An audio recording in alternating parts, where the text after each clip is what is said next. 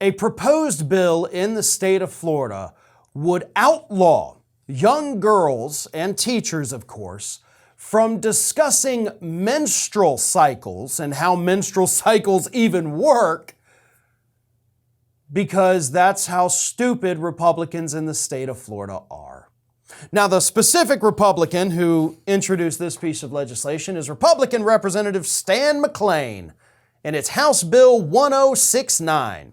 And it would restrict the educational materials used in state schools, which critics have likened to book banning. The bill requires course material and instruction on sexually transmitted diseases, health education, or material on human sexuality to only occur in grades 6 through 12, according to the legislation. So only in grades 6 through 12.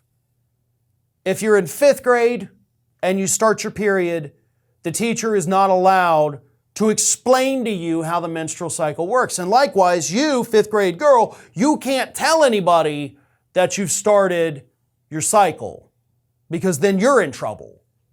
Because it would be illegal for you to talk about that as a 5th grader. Even if you're seeking, oh my God, I don't understand what's happening in my body. Could somebody please explain it to me? You don't get to do that.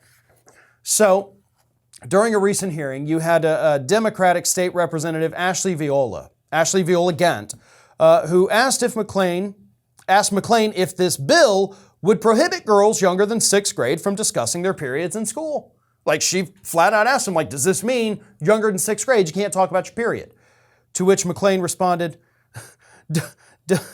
it would. It would. A little stuttering, a little stammering, they said, it would. He then said, that wasn't my intention. I didn't want that to happen, but I guess it is. Because to Republicans, there is no difference in discussions about menstrual cycles and puberty and what happens in your body as you get older. There's no difference between that and telling kids how to have sex. See, Republicans just seem to not understand that. Maybe they didn't have good enough sex education when they were younger. Maybe that could have solved a lot of problems. But his legislation, as he said, the intent is not to prevent little girls from talking about their menstrual cycles. That's preposterous. And he says he's, open to reworking it through the amendment process if needed, which means he's not going to do it. But the real goal of the bill has nothing to do with sex ed. The real goal of the bill is to, quote, require schools to teach that sex is determined by biology and reproductive function at birth, and these reproductive roles are binary, stable, and unchangeable. So it is yet another attack on the transgender community here in the state of Florida, and in their attacks, they're now accidentally going after little girls too, because they don't understand science, because they're so hell-bent on attacking trans people for some reason. They think it's going to score them political points because they got nothing else to run on because they're idiots. So we don't care who gets caught up in the destruction. We don't care what gets left in the wake.